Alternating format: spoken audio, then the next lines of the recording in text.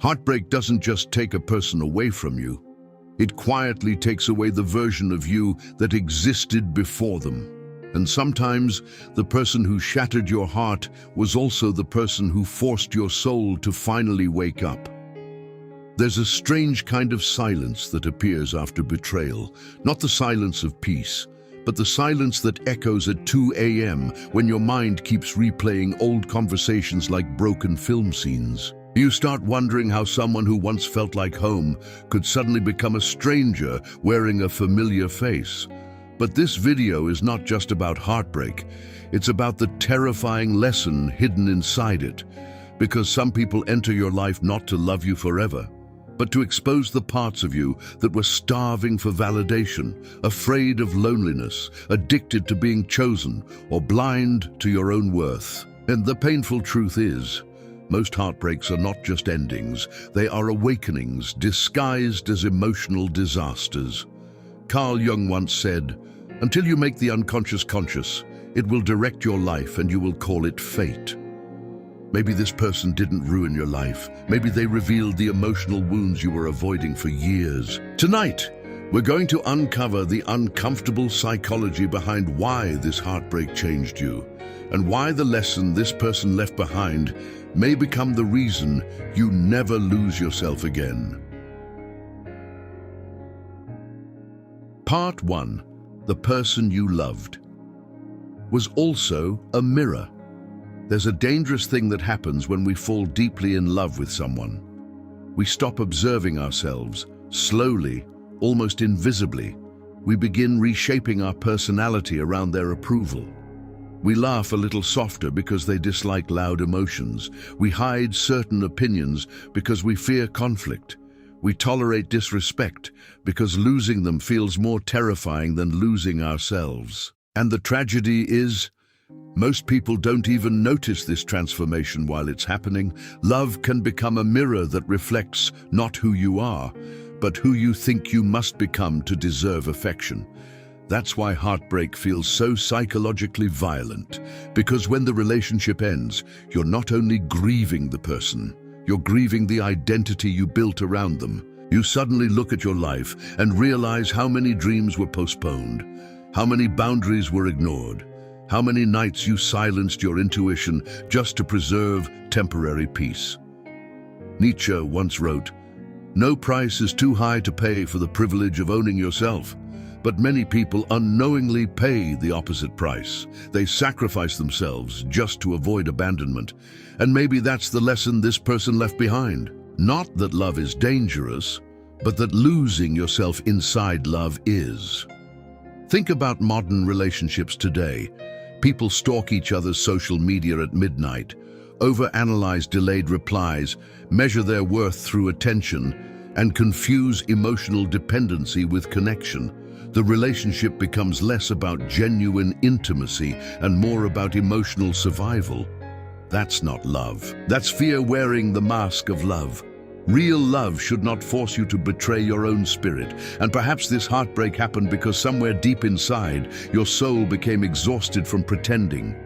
The universe has a cruel way of destroying illusions. We refuse to walk away from ourselves. Maybe this person leaving was the moment life forced you to meet the version of yourself you abandoned long ago. And the frightening part, most people never recover that version again, but you still can. Part 2. Why we ignore red flags when we're afraid to be alone. One of the most painful realizations after heartbreak is this: the signs were there from the beginning. Not always dramatic signs.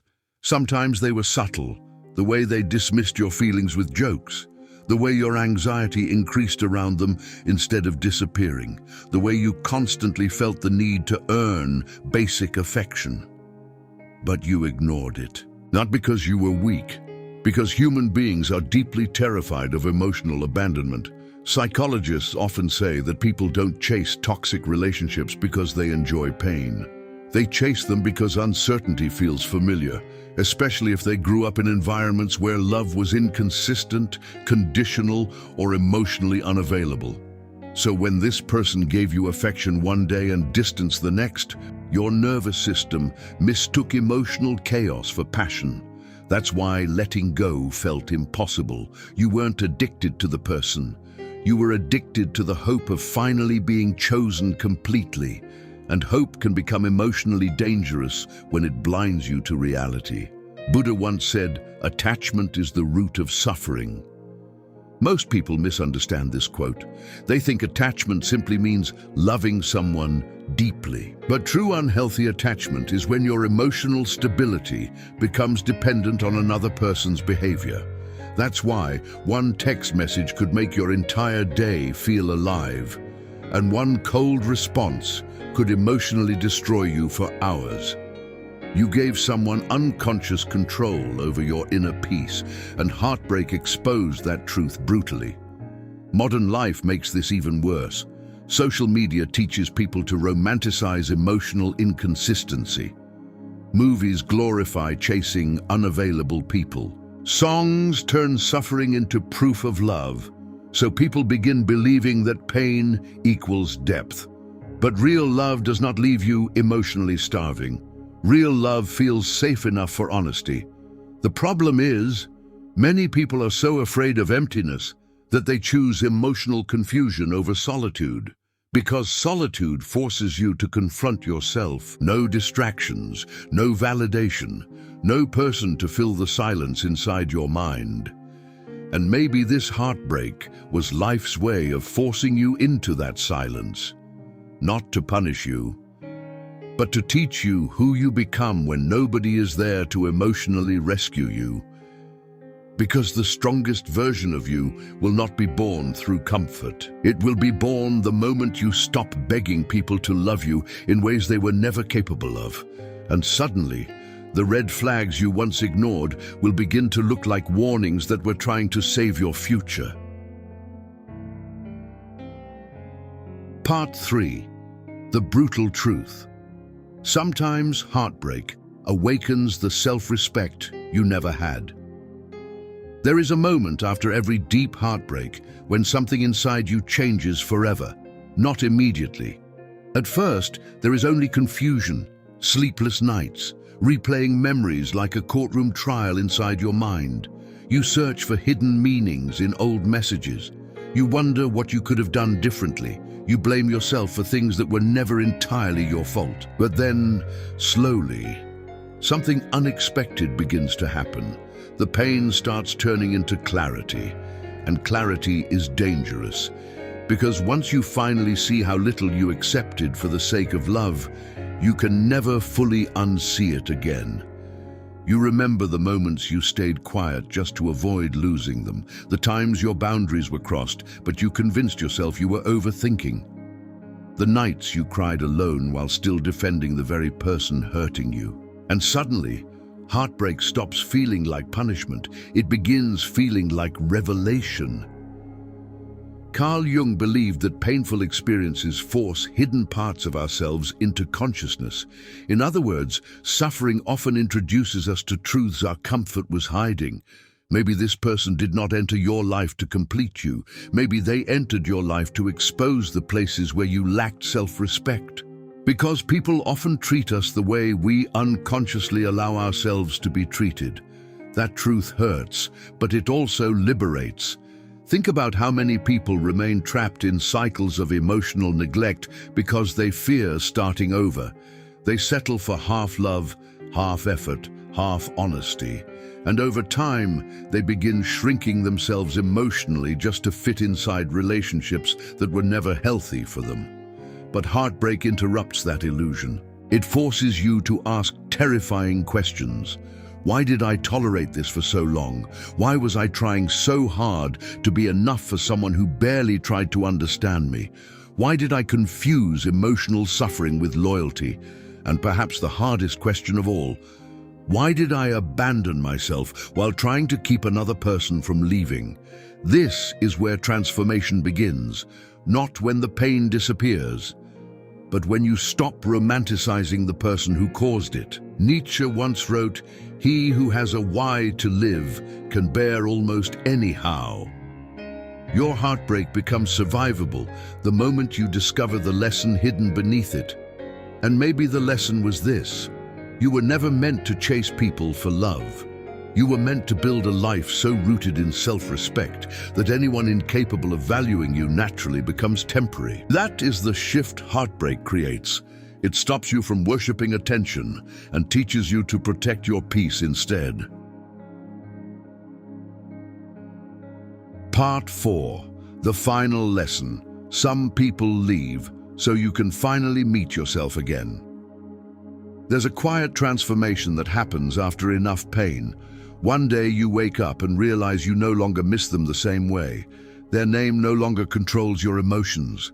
Their absence no longer feels like the end of your world. The memories still exist, but they stop bleeding. And for the first time in a long time, you begin hearing your own thoughts again. That's the moment healing truly begins, because heartbreak has a strange psychological purpose. It strips away illusions, it removes emotional dependencies, it forces you into solitude long enough to rediscover the parts of yourself that were buried beneath attachment.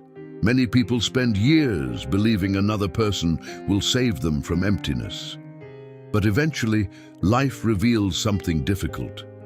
No human being can permanently heal the loneliness created by disconnection from yourself. That's why some relationships feel intoxicating at first and unbearable later. They were built on emotional escape instead of emotional truth. You were trying to use another soul to silence something unresolved inside yourself. But pain has a way of exposing emotional shortcuts. And maybe this person leaving was not the universe abandoning you. Maybe it was the universe redirecting you. Lao Tzu once wrote, "When I let go of what I am, I become what I might be." Heartbreak forces that exact transformation. The old version of you, the one addicted to approval, terrified of abandonment, willing to overgive just to feel chosen, slowly begins to die. And in its place, someone stronger quietly emerges.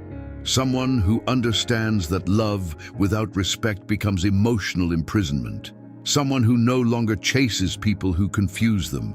Someone who values peace more than temporary attention. This is why some heartbreaks become spiritual awakenings, because suffering matures people in ways comfort never could.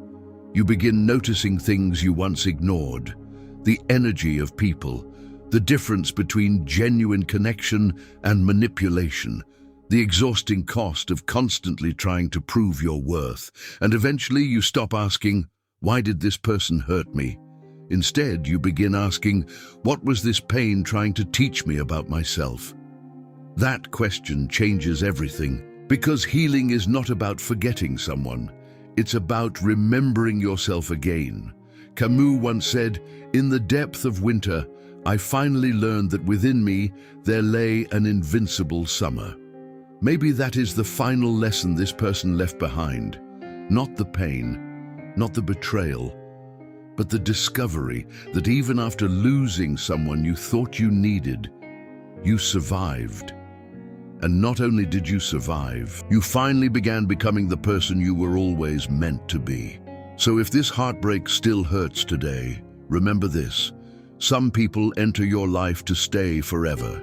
Others enter your life to awaken the version of you that would never exist without the pain they caused.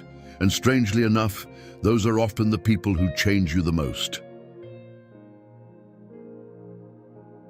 One day, you will look back at this heartbreak differently, not as the moment your life collapsed, but as the moment your illusion collapsed, the moment you stopped begging for love that cost your self-respect, the moment you learned that loneliness is painful, but abandoning yourself is far worse, the moment you realized healing is not becoming emotionless, it is becoming emotionally honest. So tonight, ask yourself this question honestly: who were you becoming while trying to hold on to someone who was slowly letting go of you? Because your answer may reveal why this heartbreak happened in the first place, and maybe, just maybe, this person did not enter your life to break your heart. Maybe they entered your life to wake your soul up.